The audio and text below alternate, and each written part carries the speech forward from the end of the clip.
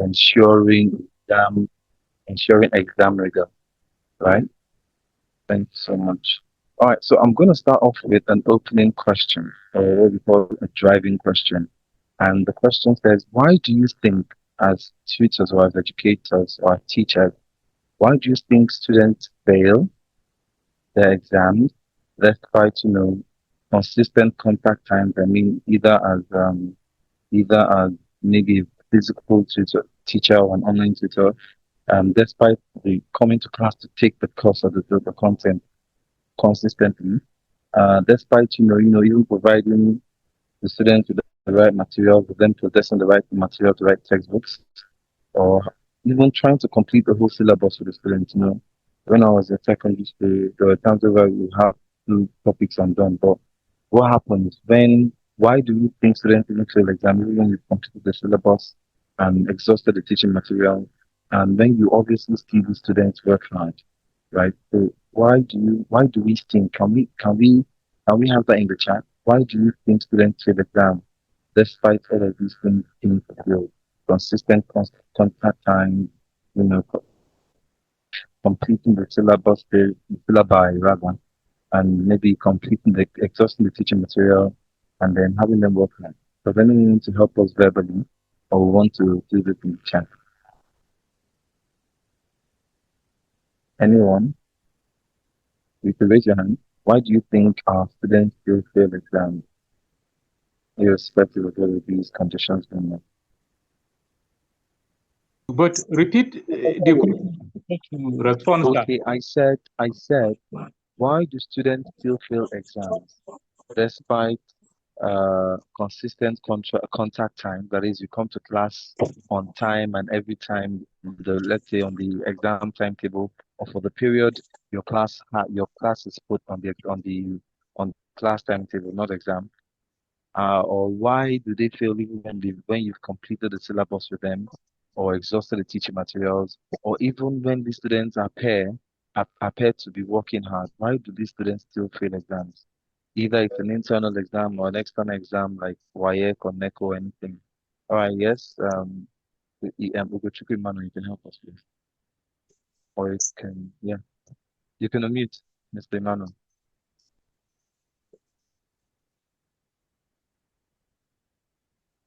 Hello?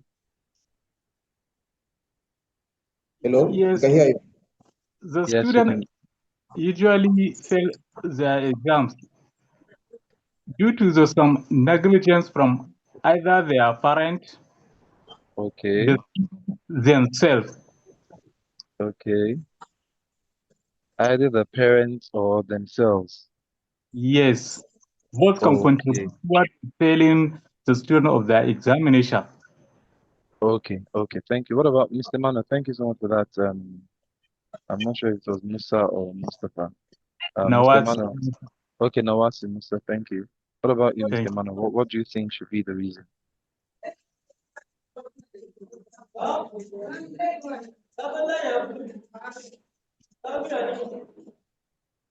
Yes, Mr. Mana, you can go ahead. You can unmute to speak.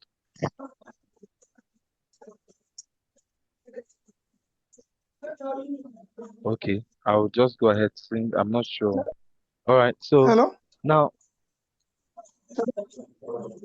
okay. So we could just type it in the chat, and then I'm gonna look at it there. Just type it in the chat. All right, moving on. So, a student's performance in an examination is beyond just, them working hard, or the teacher finishing the syllabus, or, you know, coming to class every time to interact with the student. There is also the part where, there has to be a knowledge of the subject matter.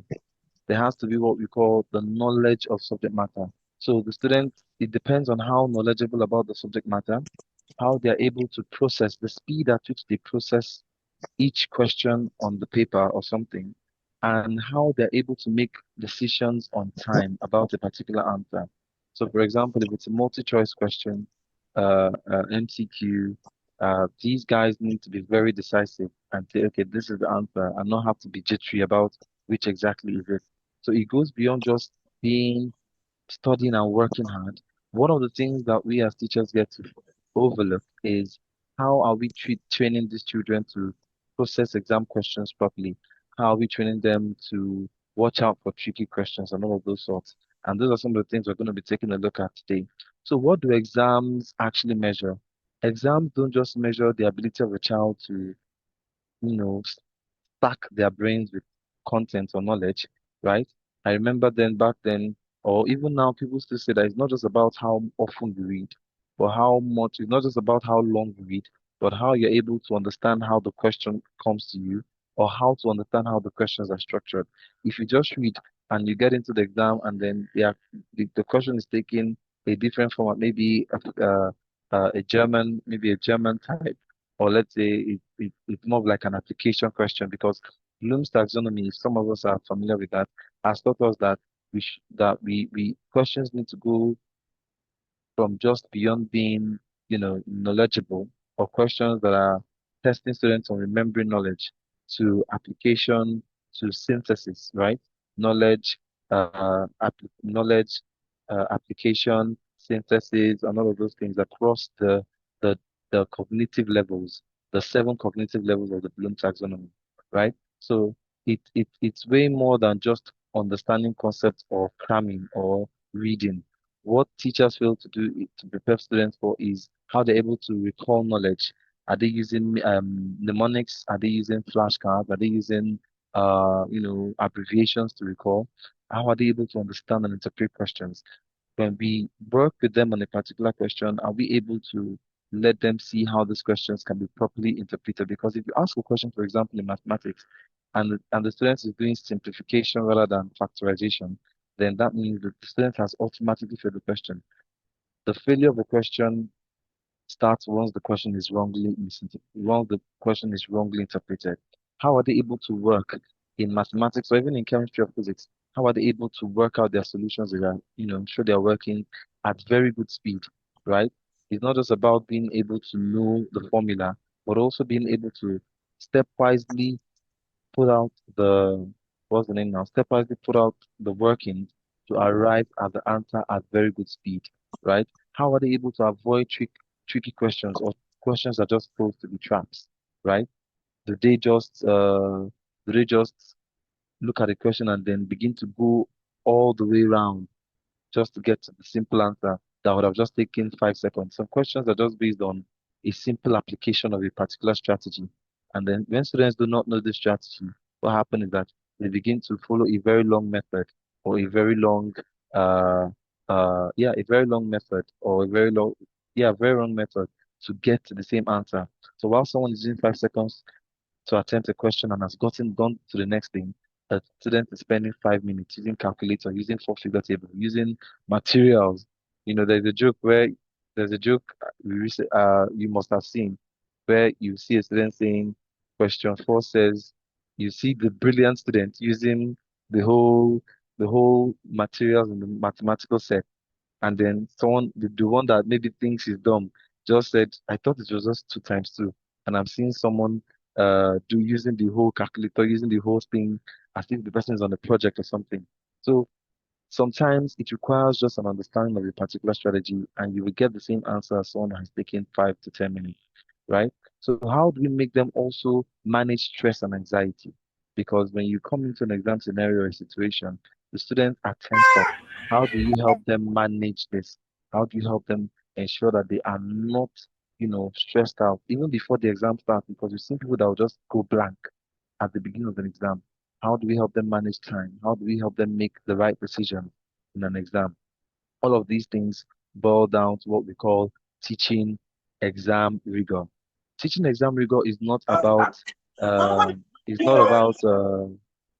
when we say teaching exam rigor, we're not talking about bombarding the students with past questions or the practice questions and having them to solve 1 to 100 and then we go over it and then the next day we could do the same thing. That is not exam rigor. Exam rigor involves strategic steps in order to help students to be well prepared for an exam. Now, let me let you know that it doesn't matter what you've covered with the student in 13, 8 to 10 weeks of the curriculum period or the teaching period in the term or in a term. But it depends on how the students are able to give you the results in the exam. because no one is gonna question. While those are important, using the right materials, teaching with the right aids, using the right methodology, while those are still good, you also need to not go slacky. You must, as a teacher, not slack out on how they prepare. So what thing Nigerian teachers do, or we teachers in Nigeria do, is that we just come, teach for 8 weeks, do revision for on the ninth week, and then we say bye bye to them, let them go and face the struggles of the exam. We do not even want to know what happens. We don't want to give. I'm not even talking about giving AOC. That's not even exam preparation, because when they go for external exam, no one's going to give them anything called AOC. So we just leave it at that, and we don't go ahead. And you wonder why certain schools have great results, how certain schools have 90% pass rate, how certain schools have even close to 100% pass rate, because these schools go beyond just preparing the students properly for the exam.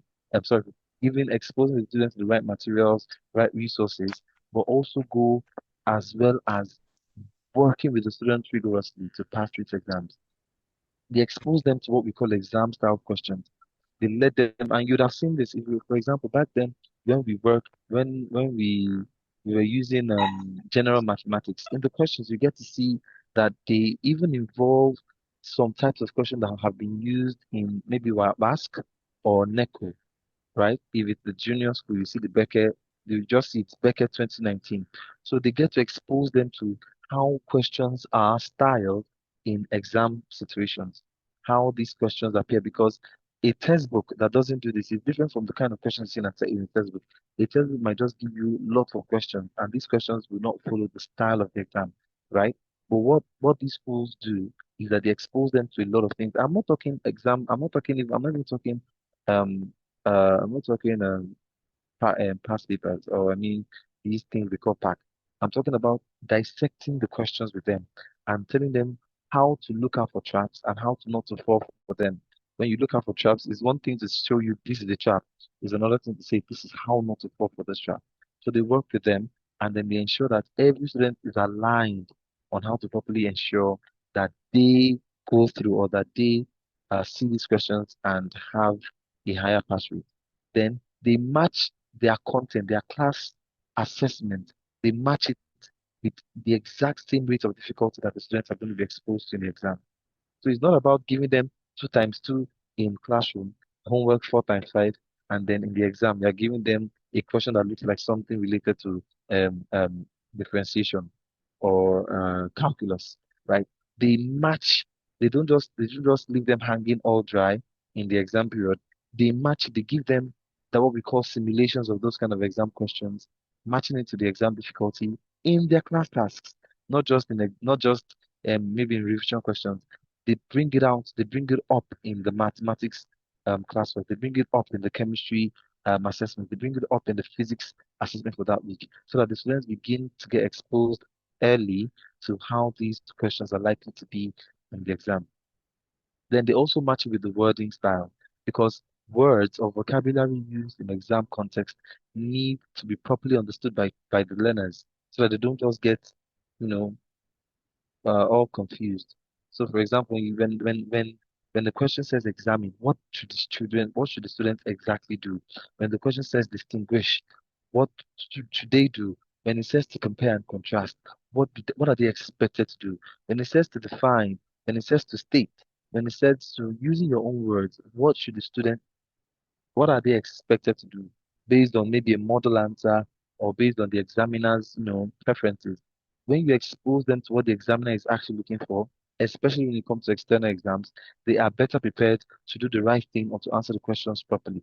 So imagine now, imagine the student being asked to distinguish between something and something, and the student is not following an outline. The student is not defining, stating what do we call it again? Those points, definition, uh, this, that, and then in the tabular form, doing it properly.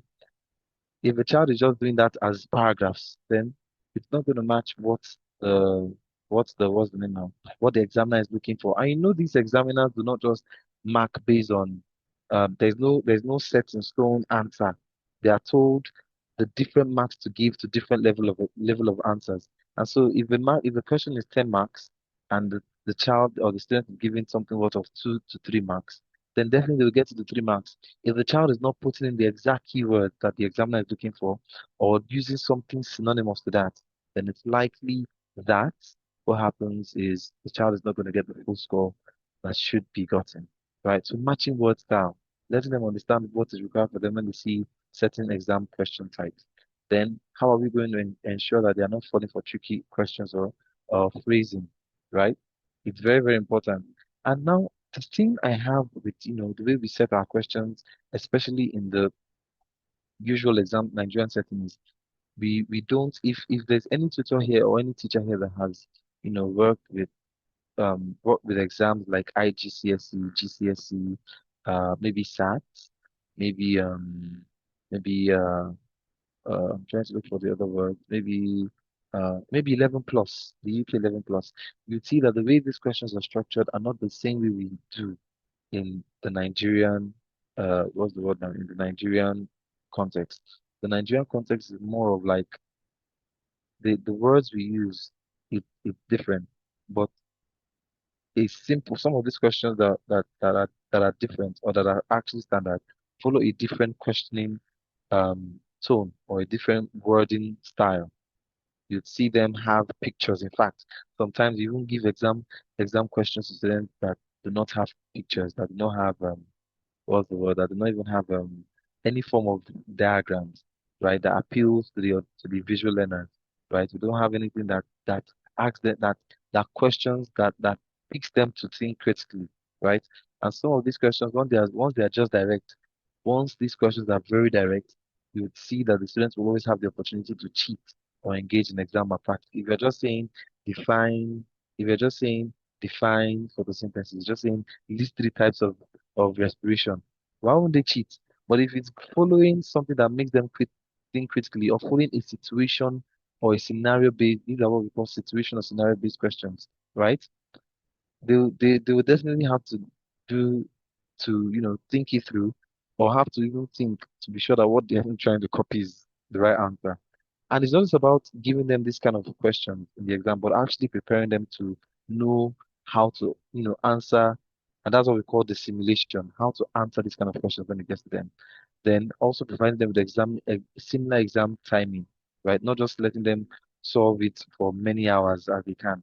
Once they are trained once they are trained on how to respond to exam situations or exam scenarios, and they build up with that consistently. When they get to the exam, you won't be seeing people scrambling and all of these kind of jittering and everything. They're able to work at the right pace. They are putting in the right pace, and they're not in any way uh tensed. That's the word, tense. So include hot questions. Does anyone know what hot questions are? Hot questions. We have what we call hot questions and lot questions. Hot questions are questions um that are that are we call them high order thinking questions. We are not just examining them as we are not just make exam the nature of questions you give an exam will let us know um if you actually worked with dumb students or if you actually worked with students that are able to think critically, and you are preparing exam questions to ensure that they're able to compete not just locally in your exam education district or within your locality, but also to go out there and compete with students that are not even within their own level or so. So we are talking about high order thinking questions, questions that will make them reason it out, that will make them rationalize. Sorry, not rationalize. That will make them reason it out and think critically or what the answer should be, right? So it goes beyond just asking knowledge questions, list, state, define, and mention, all of those things. Very, very, very, very, very, very limiting, if I should use that word. Then another thing about examination rigor or teaching exam rigor is how to help the students analyze errors. One thing that we've seen more often than not is that teachers will just, and I'm not talking at you as your complete TGPS. I'm just saying we just give them questions, we mark. We just say that they've gotten 8/10 or they've gotten 2/10, right? Or they've gotten a 7/10, or you have to actually work with them to analyze why they failed a particular question. It's beyond them just, looking at their mate and seeing that their mate did this and did not do it. It's beyond that. You need to actually sit with them and see how questions should be properly, tackled, right? Is it a concept error? Did they give the wrong definition for a particular question? Or did they miss out on certain things that should have been included in the definition in the analysis? Because analysis is a level of the Bloom's taxonomy. Were there careless errors? Students that, instead of multiplying, they went to divide. Instead of finding factorization, they went to do something else. Do you understand? All of those things are still part of the what we call careless errors. Seeing that actually when we mark and we follow their steps, we get that this is start on something, or instead of the students to use two, they went to go and use, instead of them writing five, they wrote six, and that has affected their error, or sorry, affected their answer. Now, is it a misreading or misinterpretation question? Let them understand. We let them know why they failed a particular question because they misread or misunderstood. And sometimes it could even come from an instruction issue because we've noticed quite more often than not that students keep instructions and just go straight to the answer. Sometimes instructions can let you know that if the answer is not there, pick E. I don't know if you've been exposed to certain questions like that. If you think the answer isn't there, select E as your option. Whereas, and that's where you get these students saying, Ma, the answer is not there, sir, the answer is not there. Whereas the instruction clearly stated that if the answer isn't there, let your option E. And students who do that, who read instructions, are way more ahead than those who don't.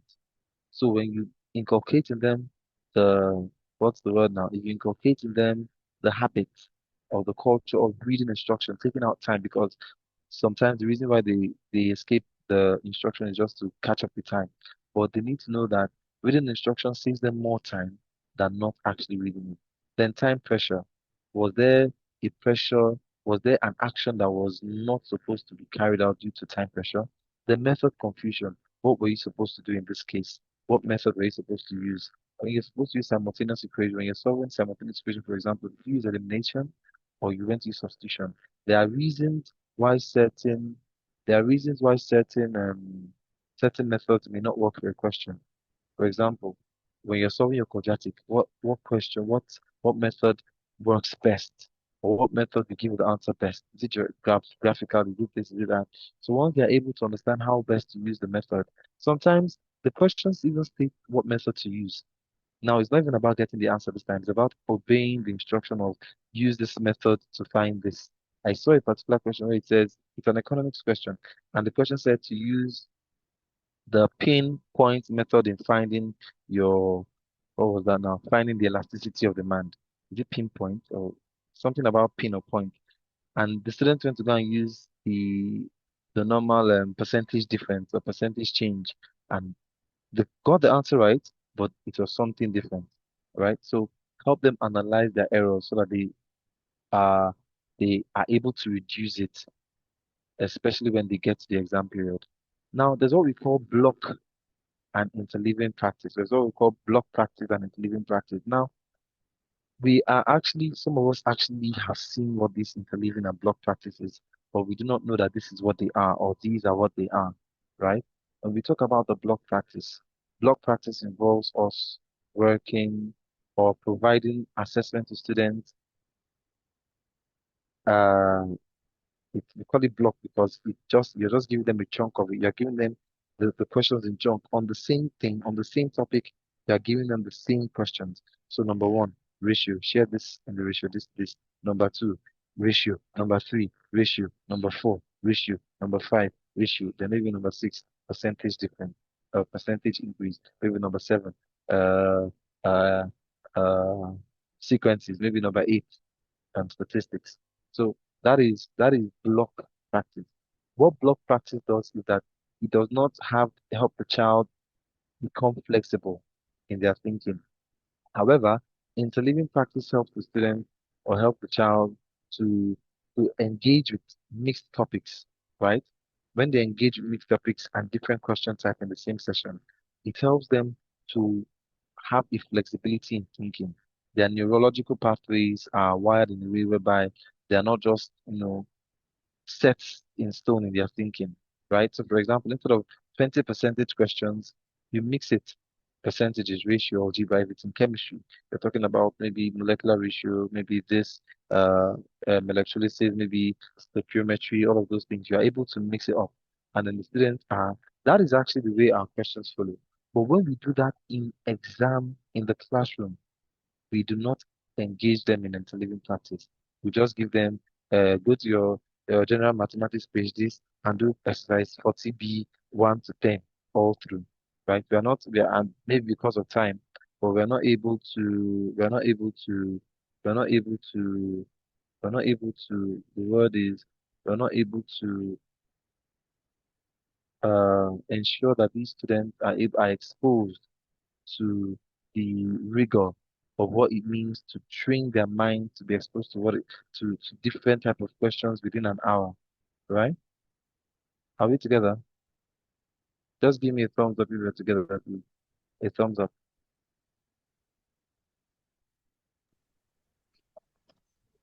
Yes, we are together, sir. Thank you very much. So how do we actually do this interleaving practice in the classroom with students? Yes, Now, sir. We in are the with first week, you. thank you. So let's say in the first week you taught them, I'm going to use mathematics because, and English too. Let's say in the first week you taught them something relating to, um, I don't remember a topic in English. Let's say sentence types or sentence form. You started with sentence types. Number two, you went to sentence form. I'm sorry, with one, you started with sentence type. Two, you went to sentence form. With three, they're talking about, let's say, uh, um, let's say types of, uh, what's this topic again in English? Um, let's just say, okay, let's talk about punctuation. Now, what that means is that when you start with week one on sentence types, in week two, you want to give 5 questions on sentence form, but you can include one or two more topics from sentence type that can help the child to recall the concept. Because usually what happens is that at the beginning of a new week, all that has been learned in the previous week is off. That should not be the case. It shouldn't be that we're stepping into a new week and then we are now done with whatever has happened in the previous week. There should be a chain and channel by which we're able to, move new concepts, old concepts into the new week, right? And then that makes it uh, a more robust assessment because you're not just assessing them on what you've taught them now. It helps you to know that, do you remember what we did last week? Do you remember what we did a few weeks ago? I'm not saying to give them 20 questions, whereby you are, I'm not, that is not providing for many questions. What we're saying is let there be at least one question from previous weeks that the student is able to interact with and still remember what has happened, right? Or what has been learned, right? Then by the time you get to week four, you have already prepared them for the midterm test. In fact, because what happens in the midterm or in the cycle test is that they are being exposed to all of the they've learned from week one to week six. So you've literally just been exposing them to the midterm questions anyway. And then they're not just doing, in fact, when you get to the exam period, you may not even need to have any form of revision. What you just need to do is that you just need to what? You just need to go over them on how to better more just to get settled for an exam. Do you understand? So things like chemistry, things like physics, because you've gone into a new topic doesn't mean that, and because the new topic doesn't mean you cannot introduce a new the previous question. You just put it there. It doesn't have to be the first question. It can be the last or the second to the last question. But they are able to remember what you did in electrolysis last week or what you did in atomic mass or atomic ratio. All of those things. It helps you. So what does this do? It helps them to recognize methods. It helps them to enforce skills. All of the skills and strategies they learn in tackling that question. It it reinforces it. Reinforcing means that they're able to you are making it stick with them. So that's why you're having issues with retention. That's why as a teacher you're having issues with the students retaining a particular concept. Why? Because you have not always gone you don't go back to it. You just give them new things, trying new material, and they interact with new stuff. But if you include it, you are reinforcing what they've learned and it's sticking with them. And then when they fail it, you get to know that okay, something has gone wrong with that. then you're having what we call flexible thinking. They're not just thinking straight as to because you're having straight questions. They are able to diversify in that situation. Then it fosters decision making under time pressure, right? Sometimes they want to know, okay, which question am I able to tackle first based on what I am able to do first or based on my understanding level. Sometimes when they're exposed to so many questions, what it is that they skim through and see what question they're able to solve fast. Because if they stick with the questions that are quite difficult for them, they may lose out on time to do what would have actually given them results. So it helps them to make faster decisions under time pressure. Then it helps to build retention. I talk about that. Then it makes them familiar with the exam style question. Now, these are examples of what we call interleaving practice and block practice. You are giving us, it's not just about giving us questions on, it's not just about giving us, it's not just about giving, it's not just about giving questions on this. Do you understand? It's not just about giving questions on what we have in week one. You want to space it. You want to make it very, what you call variety is the spice of life. You want to spice it up. It's like a salad, right, of different questions. And you know how it is. Once there's variety, you know that they're exposed. Just like the way salads actually work, is that you're exposing them to you are being exposed to different nutrients. So the students are being exposed to different things that can actually make them, you know, more stable when it comes to an example. So we are saying one, we have something on one that is different. Two is a different variety. Three is something different. This is better. Now the thing is that, and I'm not. It's actually very clear. I'm going to be being honest. Is that in the short term for blocked practice, what you have in the short term is that the the en- the students may not may not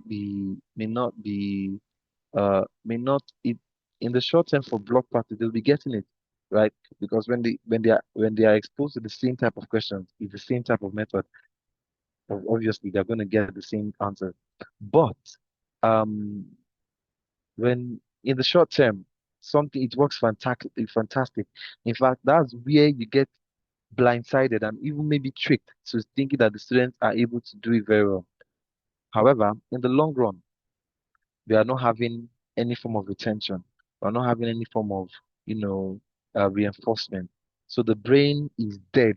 So earlier, things is done earlier, the brain is dead to them, right? They cannot, maybe almost dead. But when you have interleaving practice, in the short term, there might be a bit of struggle, right? The students, in the short run, there might be a little bit of struggle. But in the long run or in the long term, the students are better equipped for that exam than they would be when having just been exposed to the block practice, right?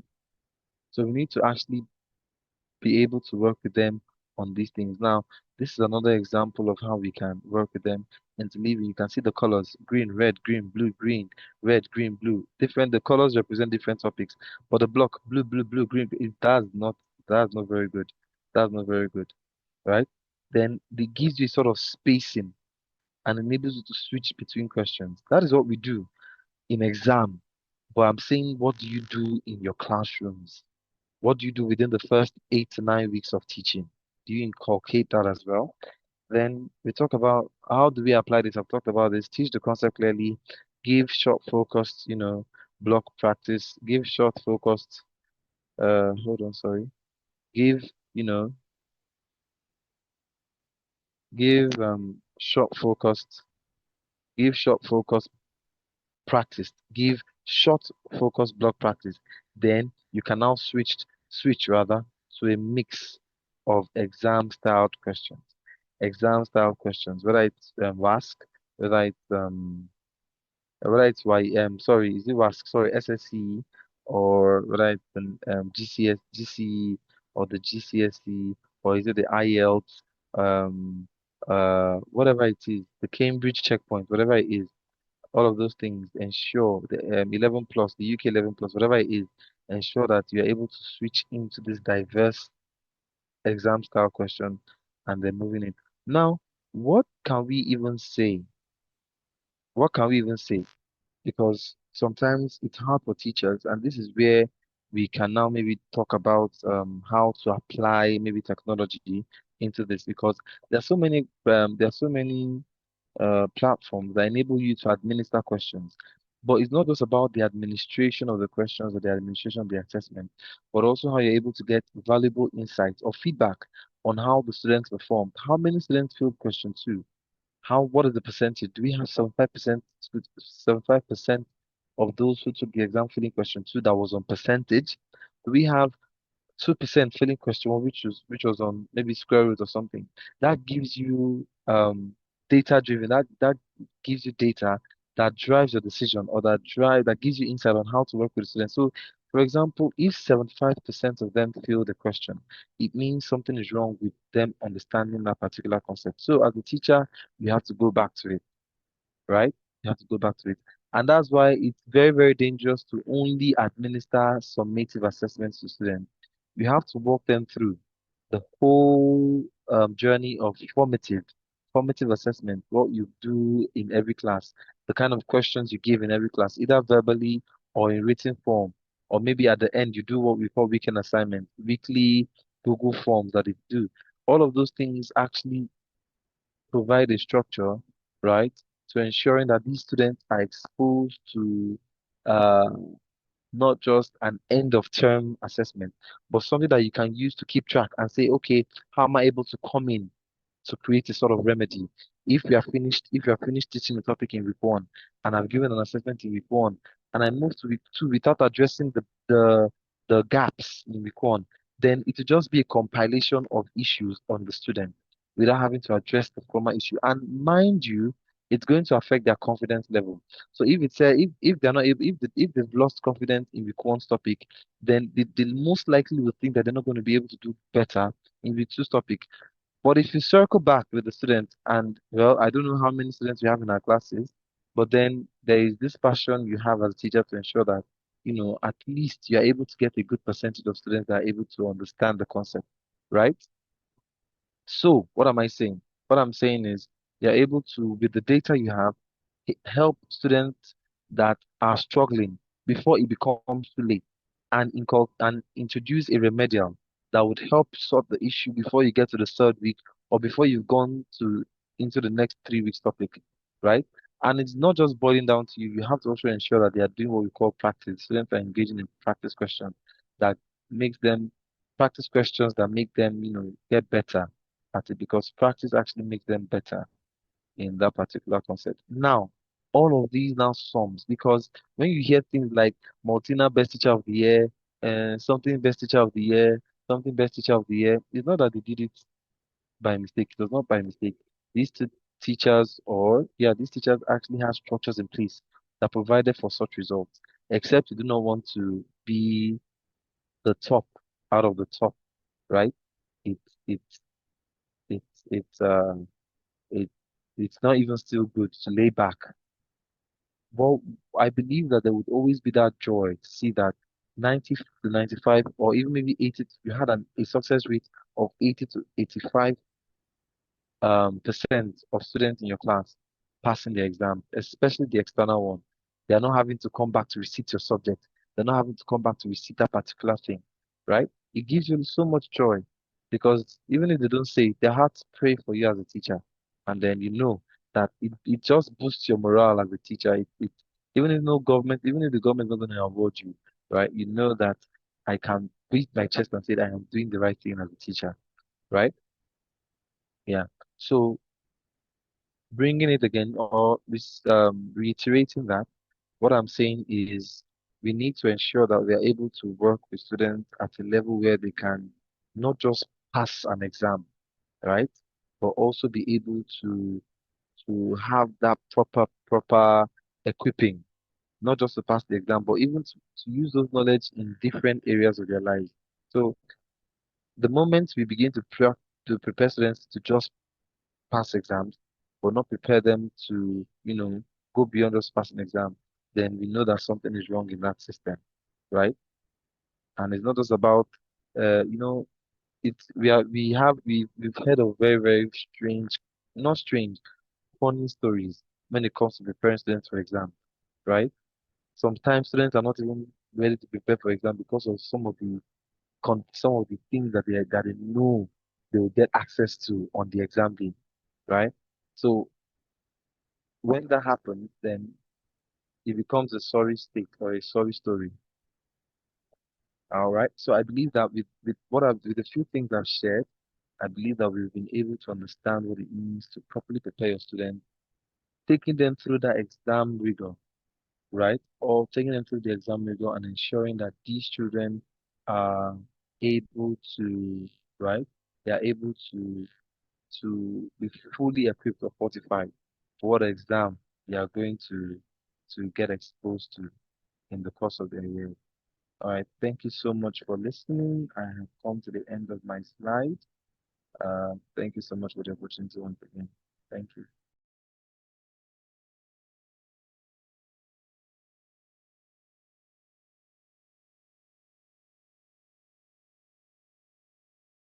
So sorry, I don't know if you have any Thank you, question. I was going Mr. to ask that. Ikechukwu, Victor. Thank you so much for sharing such awesome content with us. Now, if we have a question for him, we can drop our questions in the chat or raise your hand and then we'll call. Or you can use the chat option to drop your questions and we will take your questions from the chat. If you want to speak up, you can raise your hands and then we would recognize you, you unmute, but you can also use the chat to drop your questions. So once again, thank you preparing our students for exams because we know that exams really are the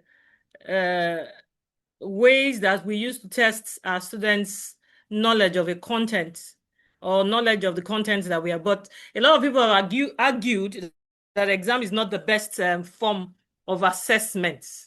Um, a lot of people have argued, and like he said, it's going to be the pride of any teacher that at the end of children passing through your classroom, we know that the summative exams, maybe the qualifying exams for the next grade or the next phase of their distance, majority of our students pass. So it's really a concern.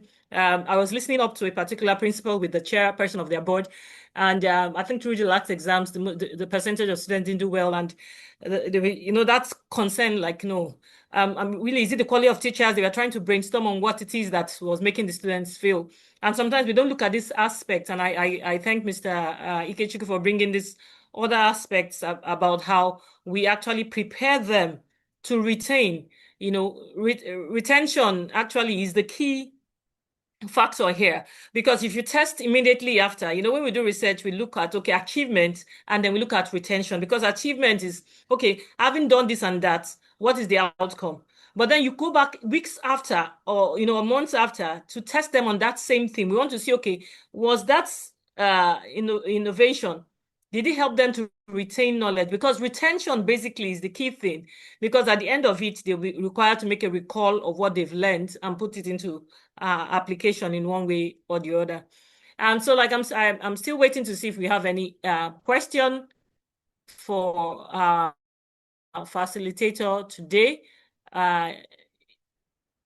If anybody has their hand question in the chat.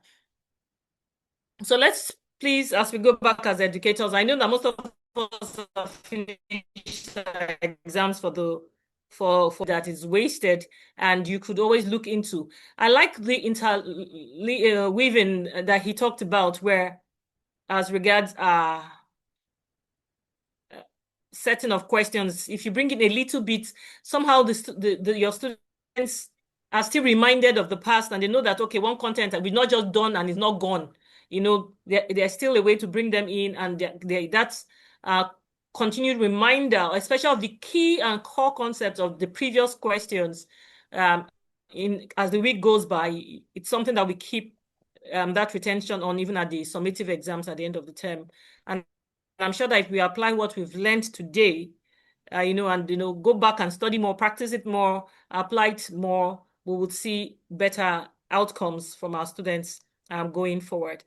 All right, so I think Mr. Ikechukwu, you've done an awesome job. Nobody seems to have any question. All we are getting on the chat is a big thank you for the knowledge you brought to us this afternoon. Okay, we have finally one hand. Maybe we'll quickly take that before we wrap up. Esiaba Okay, there's Ogochukwu, actually a please question. go ahead There's and actually a ask your question. question. There's a Okay. question on the chat too. Oh, okay. Hello, Mr. Victor. Okay. Yeah. Yes, good Yes, afternoon. Mr. Ugochukwu, go ahead with your. Yeah, good evening, Mr. Victor. It's the same person. Yes. Oh, Okay, okay, can okay, you hear okay, me very okay. well?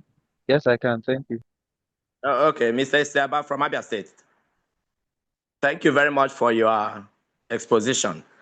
The major task problem I have, a challenge I have here is that I'm involved, my class is a mixed class where you have the good, the average, and the not too good. And in the examination, you are required to set the same question for all the students involved. In such a way now, you find it difficult to carry all of them along. There are, even when you are teaching, there are ones that will tell you, yes, sir, go ahead, we can get you. Others will be saying, please, sir, take it easy. Well, so how do you handle such a mixed class? And what do you do in the exam to make sure that all of them are carried along? That's my question. Thank you very much. All right, thank you very much, Mr. Ugochukwu. So, I'm not coming to us as someone without the experience, so it's something practical that we're talking about here. It's not theory, right? So when you have one of the things I know that has worked for me in such situation is what we call the pairing system. Now I don't know the kind of school because it applies. They have I although we run this with public schools, not public schools, but a friend of mine ran this in his public school, and he said it's worked for him. So we have the mixture that everyone cannot be very good, everyone cannot be all 90s or A's, some can be different. So what we did was to pair the student based on their their level, right? The we have we have two groups. So the first group of pairing has what we call the we have there's this concept we call it in education.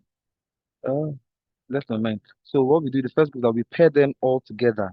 So we have the very good, we have the average, we have the not so good, right? So what happened is that we have the very good working with these because what we've seen is that it's easier for them to relate with their colleagues, right, on the one-on-one level. So the very good is able to That's work with the flip classroom now. The flip classroom. yeah, no, the The flip flip up classroom is classroom. No, it's when not. you No, it's flip not flipped, Mr. the flip Ogochukwu. It's is not not flip. flipped. It's The peer flip is when tutoring. paired P2P, when you pair them up, right? So but you have to be Okay, sure that these P2P, ones are yes. good. Yeah. So when you already identified your students that are very good, and so you pair them with these ones that are very good. That's the first one. So you may have, depending on how many number of students you have in your class, you may have a group of 10 groups of sevens, but you know that you have at least one very good or two very good that can work with the average, right? Another part is to actually group the students based on their levels because you want to come down to the level of okay, and this might not be applicable because you have when you have for your school that may be a secondary school and you have uh uh what do I have, a periodical thing. The first one works. The second one is where you get to work with them based on their level. So all of the late bloomers, we call them late bloomers, the ones that are having that struggle with learning. You're addressing them differently. The ones that are very good, those ones have a sort of you can leave them on their own, give them a task. But those ones that are late are able depend like for example, you have a 90 minutes or 5 minutes class, you've taught the topic, you see these guys are able to get it very straight or very, very fast. Those ones are able to work. You're able to break the class into a few sessions and have them work. Then you may decide to focus on it. Now, the only reason why this will work is if you are not the only teacher, right? If you're not the only one taking that particular content, that's how it works. But the most important way that this can work for you is when you group them all together in groups. Have the very bright ones learn the concept and then now do an extra maybe during the break they work with them, and you have to actually, because this is something that you have to monitor, you may know how to monitor what's going on in the class in the midst of those groups, but you actually have to ensure that everyone is following. And this is not what I mean by that is that uh the very good ones are not just saying yes they are following, yes they are following. There has to be something, there has to be over time, there has to be a measure or a metric to actually show that these guys are actually getting it. So it's not just about pairing them, but then you set them aside and say, okay, you're administering this. What did you do? What are the results from this? What are you able to? It's not putting pressure on the very good ones. It's about ensuring that they are faced with the task. It's not we are that way you are building their leadership skill. One, you are helping them to remember the task, because when they teach it, they are still recalling it. And then these guys are not looking at an almighty teacher in some way. They're looking at a pair or a friend, and then they're able, maybe they, sort of psychologically they are calmer, and these guys are able to work with them at the pace that they're able to understand. Sometimes, most times, they're able to even relate with this concept based on how they received it, and also able to give it to the students in a way that relates to them. So maybe they can liken it to a football match, or liken it to something in the market, or liken it to something that happened in class or something. They're able to bring it down, not because you can't do it as a teacher rather, but because these ones are able to, this is what we call it in research, you're able to go, you're able to penetrate, and these ones are able to do the work with them at a lower, but at a small, because there's this small type of research that will deal with small people. So they're able to work with this small group of people. Not more like a focused group discussion sort of thing, but you are focusing this your good guys are focusing on this one. The other method, which involves working with them based on their level, might not be applicable in a public setting, right? Because you can't categorize students in that way, right? But that other one works. So when you teach a concept to the best of your ability, you have them disperse and then take out time to do that. It worked. I hope it does for you too, actually. No, thank you very much. I think I'm happy with this.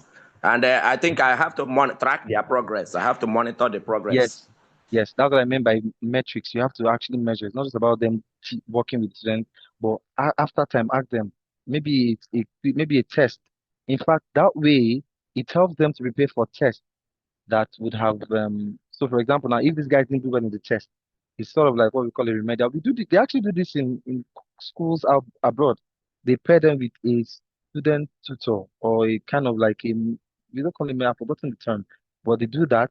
And and they, in fact, what they do is that they tell them that if they're not able to get to a particular level in that score, they are going to be, they'll cut them off from other extracurricular activities, maybe sports or certain things. So they give them a clause: if you're not able to get at least 60% in this, then you'll be taking off the basketball team or something, or the football team or something. So it comes with a perk. So as that. Oh my God. All right. Thank you so much. I believe that was helpful. But thank you very Thank you, much. Mr. Yes. Akechik, for answering that question. Yeah, so we know that peer tutoring works, and understanding the characteristics of our learners is also very key. So that will help a lot. And I just want to add, before we take some other two questions here.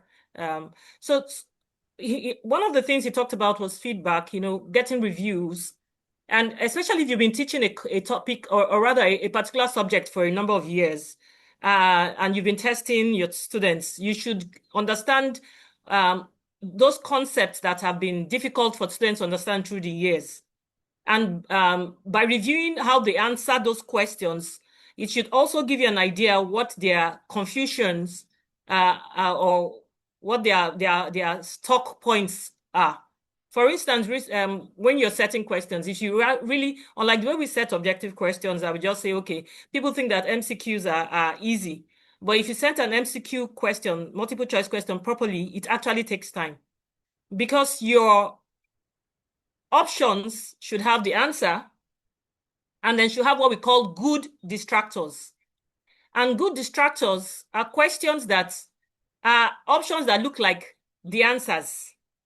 And you should be able to tell why your students will pick that answer instead of the real answer. So you're able to think like your students will think, like some of your students will think, like, okay, for instance, let me give the simplest I can think about right now. And you say 2 plus 3, which is 5. So your correct answer is 5. And to put distractors, you don't just put random numbers like 6, 7, 8, 9, 10, just to say, okay, you have filled up those options. You put something like maybe 2 plus 3 is the question, and we know the answer is 5. Another option may be 1, and that's because a student may instead do minus instead of addition. The other answer may be 6, because a student may do multiplication instead of addition. Yes. So you need to think about where your students may have stock-up points. And if we are introduced to something like what we call universal design of learning, that's one thing. You think ahead of the problem that your students, the learning barrier your students may have, and think about, even before you enter the class, how you want to address that learning barrier. And so even in testing your students, in evaluating, also think about it and do your evaluations in a way that your assumptions of their confusion, you may be able to pick it and address it on time before they get to the end of the term. And so that's one other way that you could address this thing. And so with time, as you see the format, you understand where sometimes it may just be instruction, like you said, as you know. So the idea there is using these testings and evaluations and assessment, not just to see how intelligent or how dull our students are, but how to understand how they are processing the information or the delivery of your content, and where they may have confusions or stock up areas, even as you're progressing through your sessions. And addressing that during the formative period would definitely help their end of term or final exams, the summative exams that they will be coming up with. So before I take over, I just wanted to drop that there. So having that in mind is also very good. So Mr. Ikechukwu, you still have 2 questions here, and I've just read out the 2 so that you address them at the same time. What about students who fail to get the exams after the explanations with who failed at the exams, let me just say, after doing, as far as this teacher is concerned, he has done all he can to explain using different methods. Then you also have another question. How can teachers support students with limited English proficiency during lessons and exams? I may take on that one, but Mr. Ike, I will say something with that, but let you address these 2 questions before we call it a All day. right. Thank you very much for that, for the questions. If you like, we know there are so many factors. If you think it's not about you've explained alone, right? You might have explained, but were there results from those explanations in the class before the child moved to the exam? Now, if they were able to do perfectly, or let's say at a very good level in the exams, then that means what happened in the exam is not a concept issue. It's maybe a stress issue, or maybe something from exam pressure, or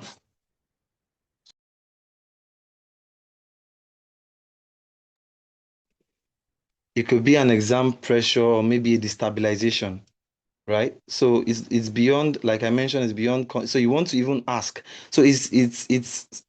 I think that's what. Well, when I was still in secondary school back then, and we went to a public school at the time, um, no teacher even asks us how our exam. When they do, they just want to hear fine, not fine, all of those things.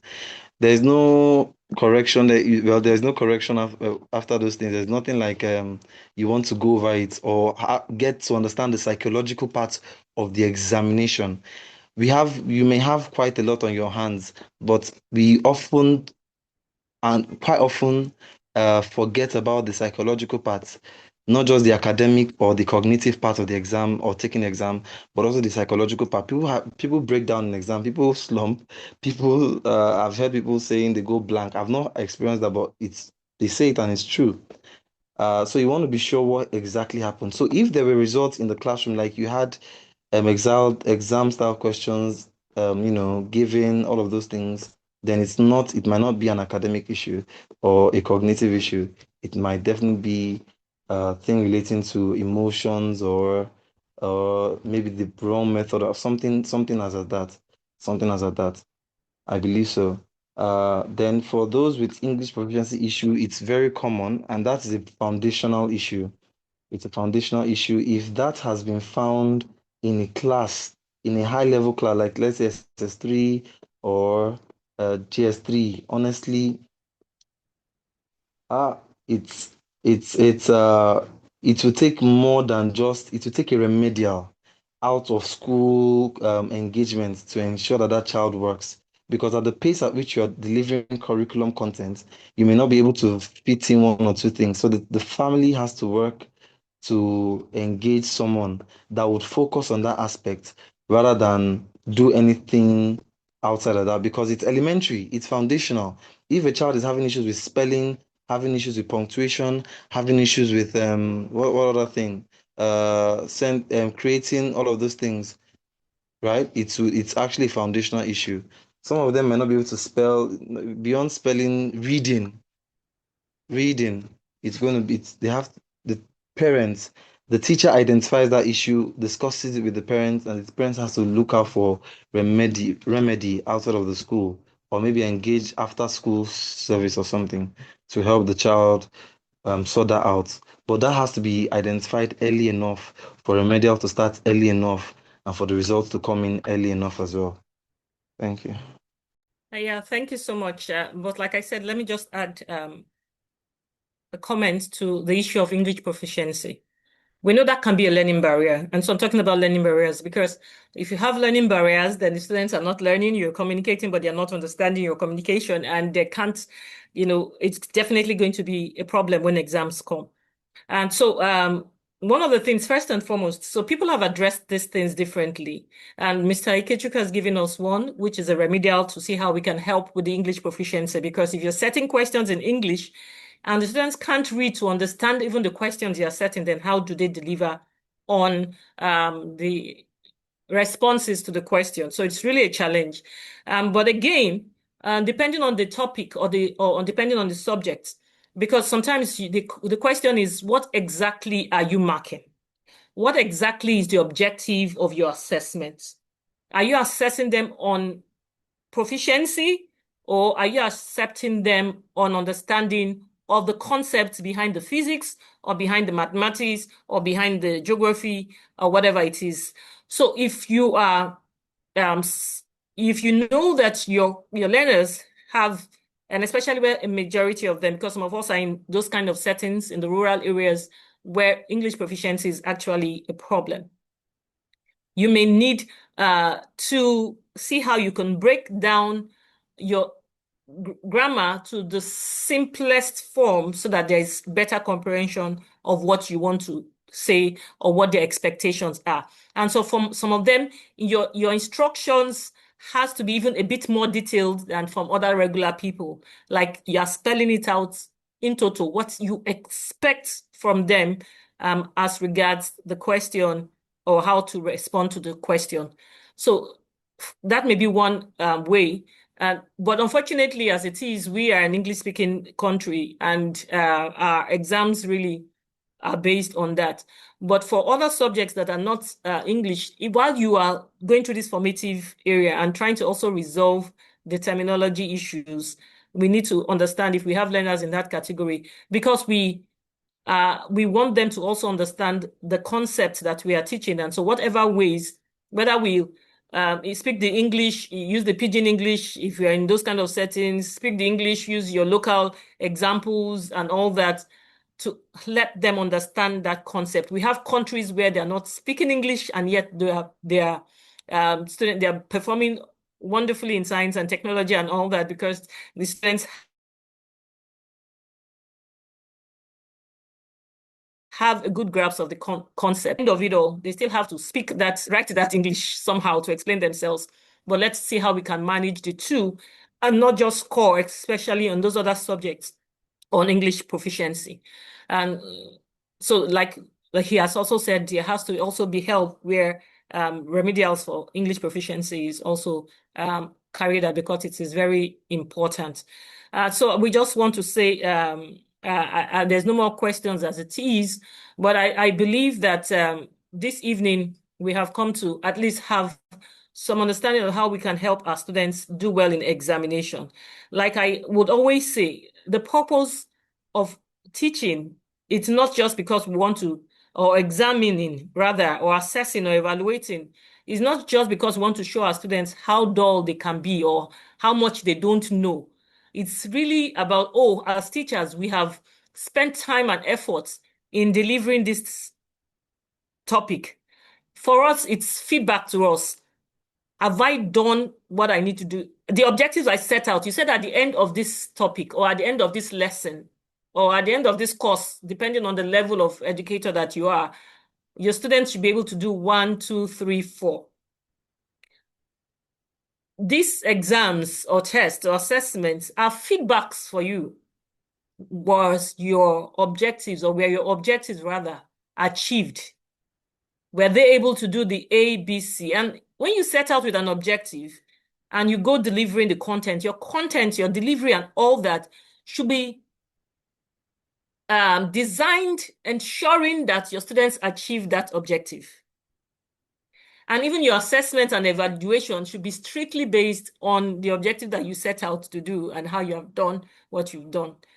So I especially for those of us that I'm talking about the formative stages now, not just preparing for WAEC and all those end of sessions or end of term things, because we want your students to learn.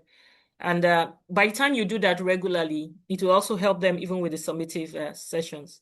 So thank you once again to a big thank you, Mr. Ikechukwu. Victor, can we please give an emoji clap and thumbs up and love, whatever symbols you can give him to just let him know that we appreciate the time he has spent with us delivering on this. And we believe that we will go back and taking one of the two things to do. Another thing I want to also encourage us to do, I know sometimes it may be difficult, but if we have access to our students, maybe via WhatsApp or whatever it is, where some digital access of one kind, we can also create a quick form, like other countries call it an exit form. You've just finished a topic. What did you learn? What was your difficult points?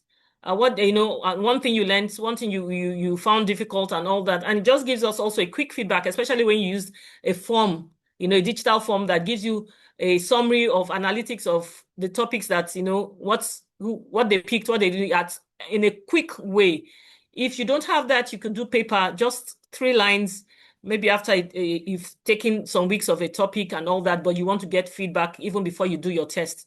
So this feedback is good for us so that we can do more formative assessment, more remedial corrections and all that. So we ensure that by the time we get to the end of the road and our students are doing our final exams, they are better at retaining that which we taught them through the week. So thank you, everyone. I'm going to hand over to our host for today, Ms. Bumi, and let her close up the meeting. Thank you very much, Dr. Kemi, and thank you very much, Mr. Victor. And thank you everyone that actually showed up today for today's session. So within this week, we'll try and upload the recording for today's training. And please remember, our trainings are every last Saturday of every month for this year. And the training is proudly sponsored by Esquitech Empowerment Network and Teachers Cafe. So please have a good weekend and have a great day. Please, your feedbacks will be welcomed on our social media platforms. Thank you very much, everyone, and have a blessed day. Bye. Thank you. Bye.